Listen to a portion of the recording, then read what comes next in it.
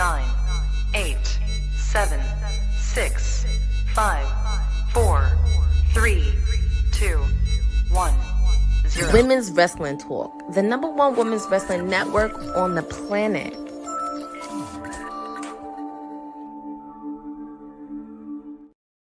Say his name and he appears.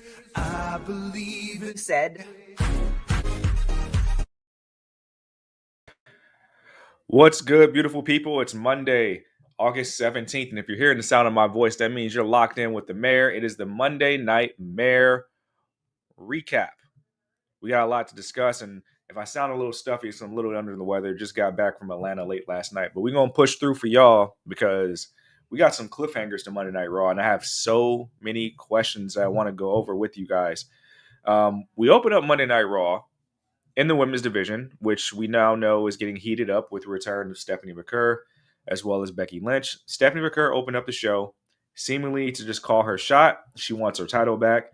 The Judgment Day took her out of action for months, and she's ready to reclaim the throne. I will say she unjustly lost at WrestleMania in a very short match. She comes out, and what I love about this is that we're not just giving Stephanie vignette time. She's getting legit promo time in front of live audiences, and you can see her confidence building every single week. Short and sweet says she can talk about everything like they want to, but she says she's here. Come fight.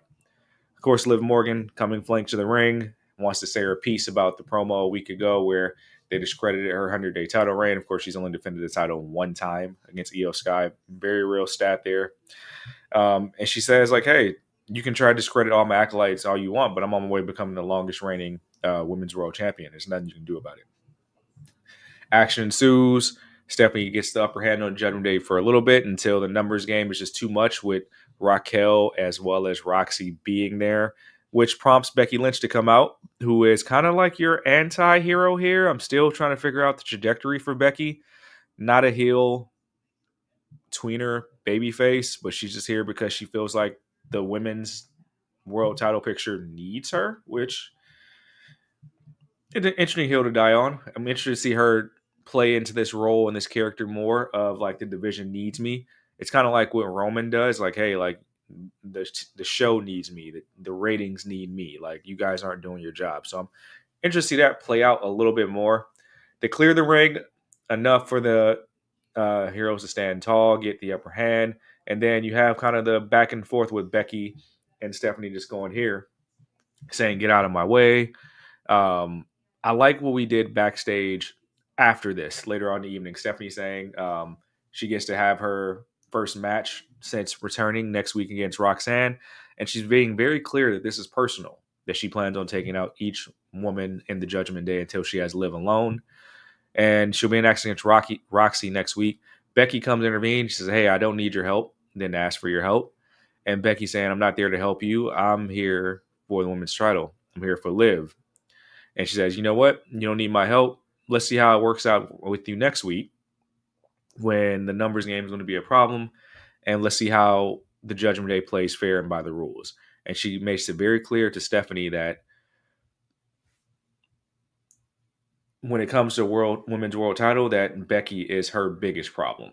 So whether we get this match at Saturday night's main event or if we keep pushing it down the line until we get to October and Money in the Bank, going to be a great triple threat. And I'm interested to see how they continue to build the storyline. I would like to see Becky have more segments where she talks about why she feels entitled to the women's world title and being the face of that division. I think that's the story that I'm looking to see more of. But it certainly gives Liv a lot to do moving forward. First action tonight. And dare I say, we've had there might be at least 3 match of the year candidates, or at least they should be in consideration once 2026 is over, just from this Monday Night Raw. First is Jevon Evans and JD McDonaugh. Brilliant. Brilliant contrast of styles. First time these two men ever met in a squared circle. And I think if you need somebody to compete on Monday Night Raw every single week, it's going to be JD or Jevon. Jevon's been putting together a string of wins. I would love to see him get back into the IC title picture. But this was a great match where Dom was ringside and the interference and distractions were just not enough. I love the transition from Jevon seemingly going for a super poison Rana to missing JD, looking to get that moonsault, lands on his feet, but just Jevon evades it into the OG cutter. There was a lot of moments in this match that were like, oh my God, these two guys are putting on a heater. And if you didn't watch this match in full, watch it without the volume and just take it all in, because these two might be wrestling soulmates. I loved what I saw. I want to see it again. Jevon picked up the win. And then, of course, like we've seen in recent weeks, he gets attacked from Big Cass from behind. Only this time he got enough licks in to kind of get the upper hand until Big Cass was able to use his size. Obviously, fresher person, not fighting a match tonight. To where he was able to lay Jevon out. Jevon gets the microphone in true Rocky fashion and says, Cass, that's all you got. And Cass comes back for more. Jevon gets enough of overhand with a suicide dive onto Cass.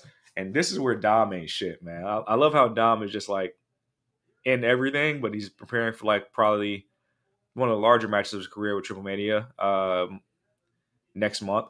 But attacks Jevon, throws him into the post, which allows Big Cass to get the upper hand and can just obliterate Jevon. So, like, I'm pretty sure that receipt's going to come. I expect to see Dom versus Jevon next week. But very interesting that Dom was able to just help Big Cass get a leg up like he needed that. So, Big Cass still hasn't wrestled a match on Monday Night Raw yet. Clearly a part of the roster. Definitely not really believing the whole, like, this isn't personal thing. He's only attacked, Jevon most consecutively, and I think Dragon Lee. So I would like to see Big Cass in a match. Would like to see what the presentation is going to look like this time around. I don't know what the holdup is, but we're going to clearly do this David versus Goliath thing with Jevon and Cass at some point. And I want to know what the payoff is for either superstar. If Cass wins, like, he's the larger competitor against Jevon. We've seen Jevon in Open many times. But if you continue this hot streak that Jevon's had and he gets kind of a sneak up win against Cass, like, what is that? Where does he go from there? After all these vignettes, after all these things we've done to help build his profile. Next action. Number one contendership match for Roman's world title, the tournament for the Luchadors. Rey Fenix taking on El Fiscal. Very solid match, and I think it's a good way. Like I've mentioned many times, I like that we've been able to feature these luchadors, but this is kind of like a reintroduction to Rey Fenix to me as well. And I think it's important because we forget that Rey Fenix debuted at WrestleMania in Vegas year one. Really big deal that he did, but his presentation hasn't been the greatest comparative to his brother Penta. So I would like to see, it's good to see Rey Fenix get the amazing intro, showcasing the AAA Cruiserweight Championship. And it's really good presentation for him. We know he'll be competing again next week. He did pick up the win against El Fiscal. And I'm liking that they were able to just continue to feature these luchadors. Very cool story about El Fiscal, whose father, Abismo Negro, made his WWE debut on WWF Raw's War 29 years ago. And now the son of Fiscal debuted tonight on Netflix. So great story ties here. I like that we're telling about the culture and history of these luchadors and not just having them wrestle in throwaway matches on Monday Night Raw. And it allows Triple H to feel like a really, really big deal. Because quietly as kept, it's one of the best programs of the week amongst any wrestling brand. So very cool stuff, seeing history made. Rey Fenix picked up the win, and he will go on next week in the tournament. Now, a couple other things happen backstage, which, funny stuff. Of course, you see the Usos walking with Solo being, let's just call it what it is, being like complete assholes to their younger brother, which is beautiful to see. Doing the finger guns, saying like, let's walk. And we've seen how this goes before with the bloodline ceremonies of like, hey, you have to acknowledge the tribal chief now. So, of course, that was going to be the main event of the show, but very cool to see their transitions throughout Monday Night Raw. This is probably one of the better Raws that I've seen in the past few months that's coming back to Monday Nightmare. And honestly, the way they're telling the stories of each superstar has been pretty thorough.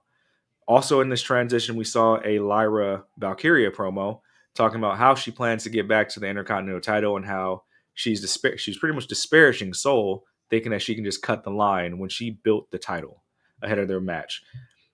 Honestly, if I can, I want to make a call here. Lyra Valkyria's character work has been the best thing across pro wrestling that is not Blackheart Leo Rush. I feel like it deserves more of a spotlight outside of the social media sphere and vignettes where she can really tell this story on screen. We're still referencing Bayley.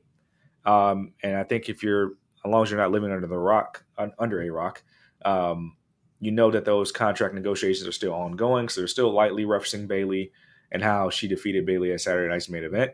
But I think Valkyria deserves more time to really champion this character on screen, whether that's getting a mic in front of a live audience on Monday Night Raw on Netflix. I think she deserves that. And I think we should see more of that because she's doing excellent work here. The match with Sol Ruca, this is another one that I feel was a match of the year contender, just because you saw the contrast in styles, you saw the near falls, you saw the counters that Valkyria's putting on. And I think this character is going to allow her to be a little bit more rugged with her in-ring style that you saw, like the springboard miss from Sol into the neckbreaker onto the ropes, pretty much hitting nothing but net, the diving scissor kick. Valkyria showed why she's one of the strongest women's wrestlers on the roster. Unfortunately, she didn't pick up the win. I really disagree with that. So Ruca picks up the win, and now looking again to Raquel for a rematch, apparently. But I feel like we missed the mark with Lyra here. And obviously, Lyra doing the whole heel versus heel thing with Raquel is interesting to me. I don't want to see Sol continue to run it back with Raquel. I want to see more challengers for Big Mommy Cool. And why not Lyra, who was the inaugural? I hope we get to that. I hope this match isn't something that just sends her to the back of the line, that we get a triple threat. Because this match, I mean, coming off of Jevon and JD, and of course what we saw in the main event, beautiful women's wrestling. And I feel like with these two young ladies on the Raw brand, there's a lot that we can get out of them in this Intercontinental Women's division. So I hope they don't dumb it down with the whole, like, hey, we need a traditional baby face versus heel. Like, no, like, let Lyra cook. Let Lyra cook. Because, like, both women had a great showcase, but you really saw, to me, what Lyra was all about when given the time to work and showcase the aggressiveness that this character has. And Sol some aggressive too. But to me, I feel like Lyra deserved the dub a little bit more there, and she didn't get it. We go backstage to the Vision. I'm sorry, trying to get through this. We go backstage to the Vision, talking about how they run the show. You see Logan Paul running his mouth. Maxine and Austin can't get out of each other's face. Just your regular weekly Vision segment. That's the same thing.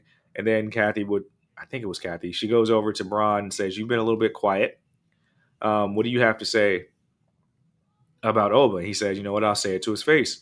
He goes to the ring, calls out Oba, gets Paul Heyman. Paul Heyman, who hasn't really had any interaction with the Vision. I think he's letting Maxine run that faction now. He tells Braun, everybody's been wondering this question. And he says, "Paul, why don't you tell me what you think about who's the next big thing in WWE?" And Paul is just trying to mediate all this as a wise man and as an oracle and a former advocate. Not really saying that he's advocating for Braun Breaker. I think Braun Breaker is still under the assumption that Paul Heyman is the oracle to the Vision. I think Paul Heyman's been pretty clear. He's hands off right now. Oba hits the ring. And if anything you got out of this segment, Oba has some comedic chops. I don't know when it's going to happen. Somewhere down the line, comedic chops. His Braun Breaker impression, spot on. So much so, I'm pretty sure Braun did that smirk to try to not crack on live television and laugh, because he sounded just like Braun Breaker. Hilarious. So maybe down the road, you'll see some comedic Oba. Not Danhausen. Don't do it. No, keep it away.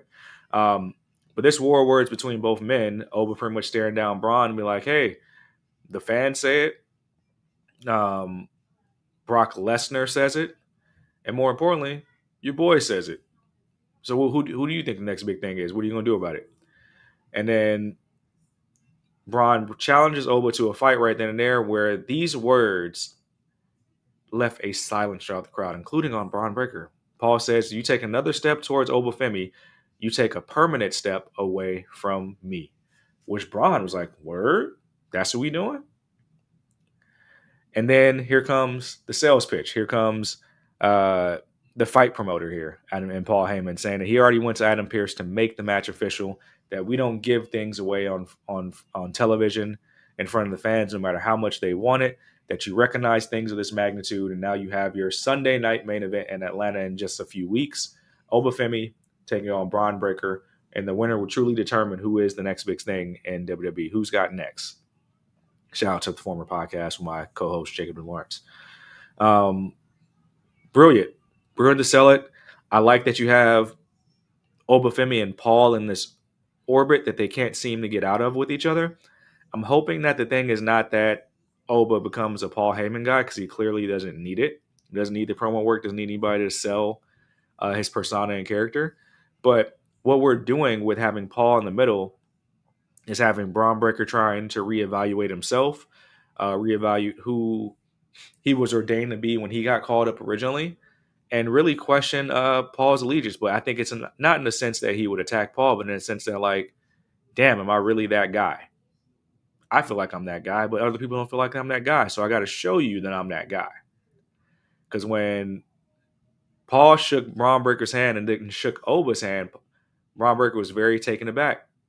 Like, oh, you believe he's the guy. There's mutual respect here, so that means you think I'm not. So, like, that little internal battle that's going on in Braun Breaker's mind, us seeing it play out without any words, I think that's the thing we're going to look to see. And it's going to show a different side of Braun Breaker that is hell-bent on destruction, hell-bent on proving his point. I don't put it past him to try to attack Oba before Sunday's night's main event, or even before the match, just to get a leg up. I think we're going to get some good out of here. And I think they, once again, caught lightning in a bottle with Braun and with Oba, and are giving him something to do to distract us as fans away from the fact that title opportunity is right there for the taking for him, whether it's CM Punk or Roman Reigns. So this is great. I'm interested in seeing it, and I'm hoping that eventually they do this on an even bigger platform than the main event, and do it at maybe Survivor Series. Maybe we get a cage match or something of that nature. Something with stipulations that really keeps these two in each other's orbit for the time being until we get the real title shot for Oba. Because what we're doing right here is we're playing musical chairs with Obafemi and making sure that he doesn't squash either Roman or CM Punk, because that's the only like reasonable outcome for either match, the way Oba is moving it through these streets right now. Number one contenders match tournament, Dragon Lee, El Hijo de Dr. Wagner Jr. Great match, great showcase to feature the luchadors on the brand. Dragon Lee already dedicated this tournament and his work to Rey Mysterio. He picked up a win against El Hijo de Dr. Wagner Jr. And I like that we talked a little bit more about the styles in both these matches. I think I buried the lead earlier. I believe Fiscal went for a tombstone pile driver, which is banned in Mexico. But like just teasing that and telling the story to luchadors, they did the same thing in this match, showing that there was a competitive spirit, not a lack of respect, but competitive spirit between both men, because they know what's hanging in the balance. And you get to see a more aggressive Dragon Lee looking for something to really hang his hat on in this division when he's not doing LWO stuff, when he's not doing tag team work with Rey Mysterio. And I would say Wagner Jr. shined in defeat, because he was featured against Ethan Page last year, and showcasing that, hey, these guys can wrestle on any brand under the WWE umbrella. So I believe our tournament goes as follows. Now that we have the semifinals booked, Penta taking on La Parka next week, and Dragon Lee taking on Rey Fenix, who wrestled earlier tonight. Sure to be a banger. I'm still sitting on the fence of saying, like, you do so much to keep the Lucha Bros away from each other. It should be a Lucha Bros final, but as a long-term viewer of WWE, I don't put it past the company to go with Dragon Lee versus Penta, unfortunately. And I'll say unfortunately, just because Rey Fenix is the AAA Cruiserweight champion right now. So they're featuring the belt there, but they might want to feature Dragon Lee even further. Now, we get to our main event of the night, in-ring wise. And like when I say in-ring, like all the in-ring action was crazy tonight. I know you guys are going to look at this recap and listen to what I'm saying, but go back and watch the matches tonight, because the matches tonight, chef's kiss. Best I've seen this entire summer. We're talking about front to end of Monday Night Raw. And this, at 51 years of age, talk about callbacks, talk about longevity. Rey Mysterio, by the end of 2026, has a match of the year candidate at 51 years of age. All facts. Chad Gable, in his first Intercontinental title defense, wanted to award Rey Mysterio with that, the greatest mask of all time. And if you remember the match with Rey Mysterio and Kurt Angle and how we always reference that, how it was like so fast-paced and so nonstop, same thing. Probably a decade, probably 2 decades later at this juncture. But my God, the close calls, Rey Mysterio evading things just narrowly to get Chad on the one-ups, selling the knee injury just to get Chad lured in, the ankle lock being applied just for Rey to be able to get out of it and hit the 619. Oh my God, there's so many close calls in this match that you really believe that there's a chance that Rey Mysterio could upset Chad.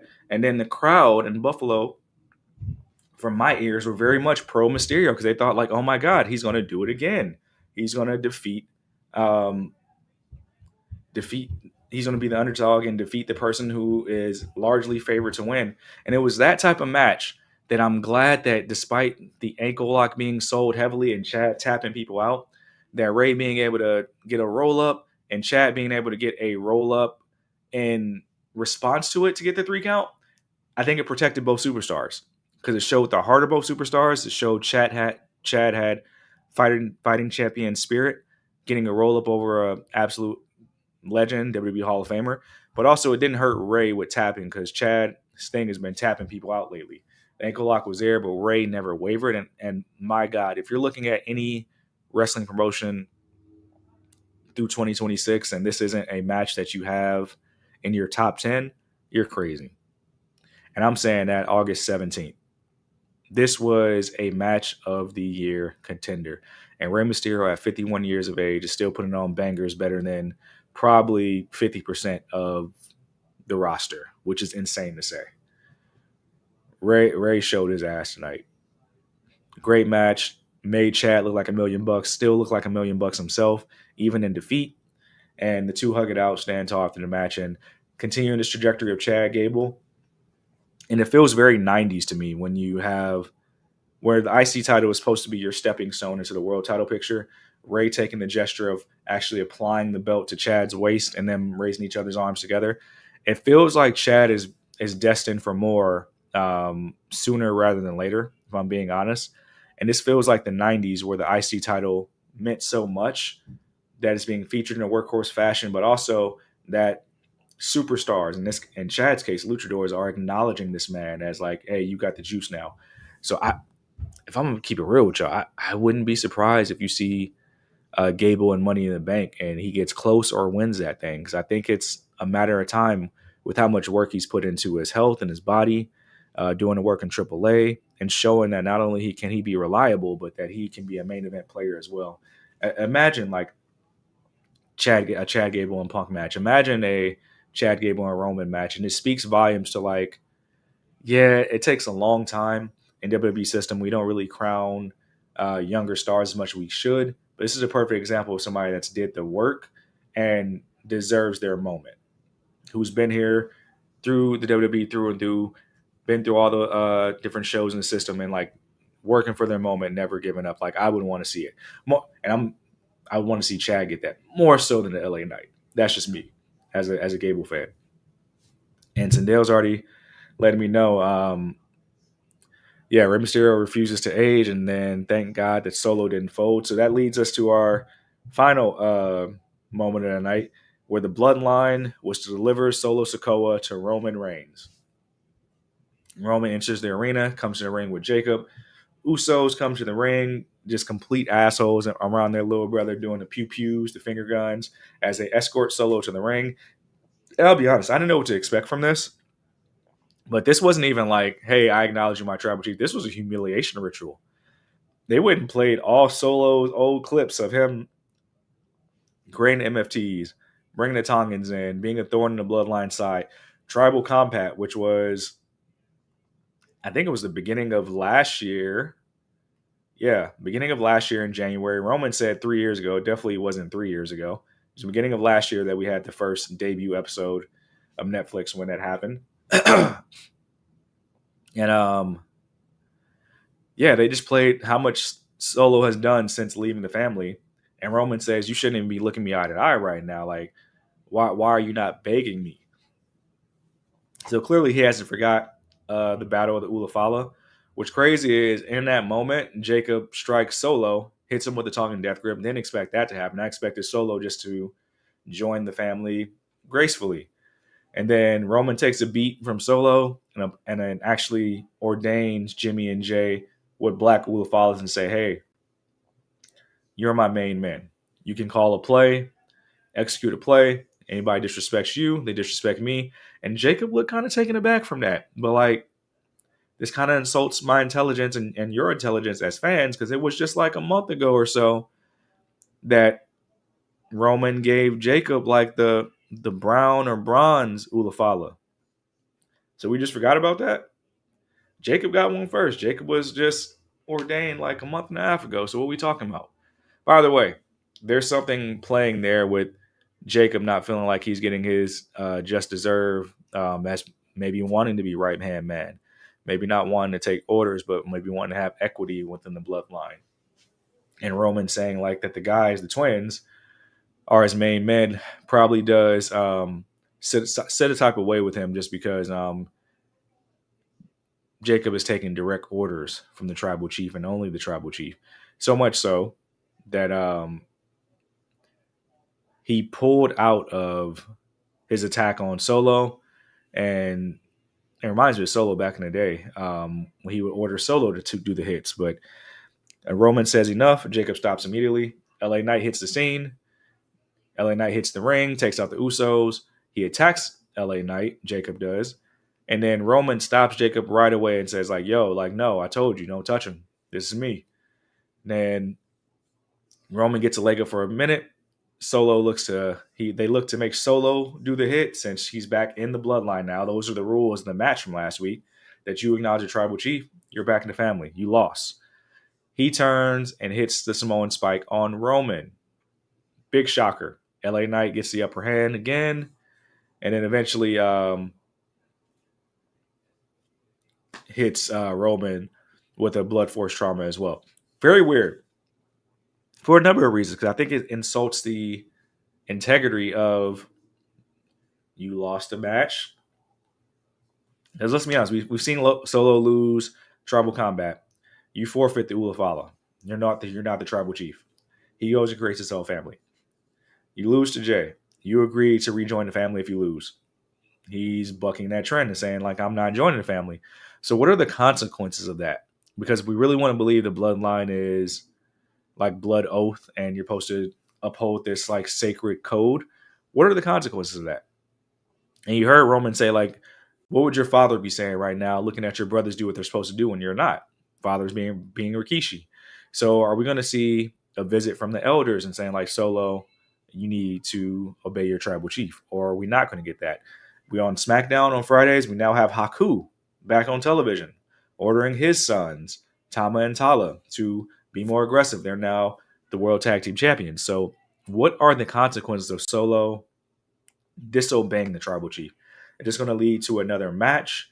Because you saw Jacob pretty much stayed locked up, listened to the tribal chief. He told him not to jump. He didn't jump. He did what he was told to do. Usos got attacked. Roman got attacked. LA Knight gets the upper hand, and they're both looking at Jacob like, all right, you really not going to do nothing? Okay, we going to dip. And you see as they leave, Solo says, hey, thank you. I owe you. And LA Knight says, well, no, I got you. Like, I owe you. And they pound up. Very weird Monday Night Raw. For fans that love this new Solo Dolo, you probably love it, but I'm looking at it more logistically, thinking like, what are the consequences and what's going to happen next as we continue this storyline with getting the family back together. And that's where I'm like perplexed, because why do we do a match with those stipulations if that's not how we're going to adhere to those stipulations? What does this mean for Solo? What does this mean for LA Knight, who is next up for a title shot? We'll have to see. But it leads us to see more of this Bloodline saga instead of just having a Bloodline run roughshod over Monday Night Raw, which the Vision claimed that they run Monday Night Raw. I would argue that it's still the Bloodline until proven otherwise. And Sindel says, let's be honest, the storyline straight out of ChatGPT. Probably right. And Lynette says, all I'm going to say is, since Saturday night's main event, Liv's not defending her title, it's on the way. It's on the way for sure. I expect Raquel to defend her title in another week or two, or probably at Sunday night's main event against Soul. And I expect Lyra to interfere in that match in some form or fashion. It'll be Sunday night's main event, which we know will be headlined by Obafemi as well as Braun Breaker. They also have the artwork out there, Trick Williams and Lil Yachty saying Atlanta's doing it their way. So I expect Trick to be in the rematch against Baron Corbin that night, possibly with Carmelo Hayes in the match as well, do a triple threat. I know next week we'll get a Monday Night Raw. We should get the fallout of all of this. Monday Night Raw next week will be, 2 hours earlier, 3 p.m. Pacific, 6 p.m. Eastern time, I think, because there's a double taping or something of that nature. So Raw will be earlier. Some of the action has already come out of what we're going to see next week. Of course, the number one contendership tournament, and obviously the fallout with all this Bloodline stuff. So I'm excited to see what continues to happen. But I can honestly say this summer, in-ring wise, has been one of the best Monday Night Raws I've seen. So go check it out if you haven't seen it. And then just keep it locked in with us all week. We're going to have your content. Of course, we're going to have Kesh with NXT tomorrow night, Courtney with AEW Dynamite on Wednesday, as well as TNA on Thursday, the K-Fabers on Thursday as well, and the Honey Night Watch Along on Friday for SmackDown. And of course, we have WWT Live coming on Wednesday and Thursday. And I believe we have our interviews cycling every 24 hours. Make sure you check those things out as well. On top of that, I believe there's a couple things I'll be attending. I might try to get to Sunday night's main event in Atlanta. There is a Nah or Never here in Ontario. I believe it's a sketch comedy type of wrestling. I think Caleb Becker's going to be there, as well as I think I saw Dean Malenko, D'Lo Brown at the Ontario Improv. So you might, if you're in Ontario, you might see me up there getting content of that. And yes, before I get up out of here, my take on the Shinsuke thing. One, love it. Don't really like Shinsuke being in the tag team title picture, but they've been teasing the Shinsuke versus Tama thing for so long. I'm glad there's some type of payoff. And I think they're teasing Hiromi, who is a free agent, to actually be debuting. I think it's already been debunked with some of the wording Shinsuke's used. Calling him a ticking time bomb. That was like a moniker in New Japan Pro Wrestling. So if it is that, I am excited to see Shinsuke kind of do his thing, kind of be remembered. Like, it's because we're going to be featuring all these old guys, man. And literally everybody in the top of the card is older. Why can't Shinsuke? Why not? Why can't Shinsuke get some singles matches? So if he come back with the homie, I'd love to see it. But if not, part of me feels like it's not going to be if I'm saying his name wrong, if it's Hiromi, part of me feel like it's not going to be, because that's just debuting him right on main roster. It might be Ilya. We ain't doing nothing with Ilya. It might be Ilya too. So I wouldn't be mad at that, but I'm happy that we're getting weekly Shinsuke vignettes as one of my favorite wrestlers, and I'm happy that he'll be in a meaningful part of the SmackDown program, because there's a lot of space to fill on SmackDown, and I think that's a storyline you can get behind with the history of him and Tama dating back to New Japan Pro Wrestling. Again, tap on all our shows this week. I might be at the Improv tomorrow, getting some content for y'all. I'm going to try to heal this cold so I can try to get with y'all either on Wednesday or Friday. We'll see. My voice is fading as the time progresses. But you can check me out on the socials at Said Is The Answer across all platforms except Twitter. On Twitter, that is Said Says, CEWD_SAYS. Do me a solid. Normally, I don't like to be found. Go run that YouTube up. Hit like and subscribe on that YouTube channel. Trying to get better at posting coverage of where I'm at, posting all my shorts and interviews. I'd appreciate it if you guys can support me there. But until the mayor is back, I want y'all to be safe, have a good night, and really go check out those matches because all those matches are dope. And, of course, lock in with everybody else here on Women's Wrestling Talk, the #1 women's wrestling platform on the planet. Good night, y'all. Thanks for joining WWT. Don't forget to like us on all social media platforms at WW Talk Pod. Like and subscribe on all video and audio platforms, like yesterday, my G.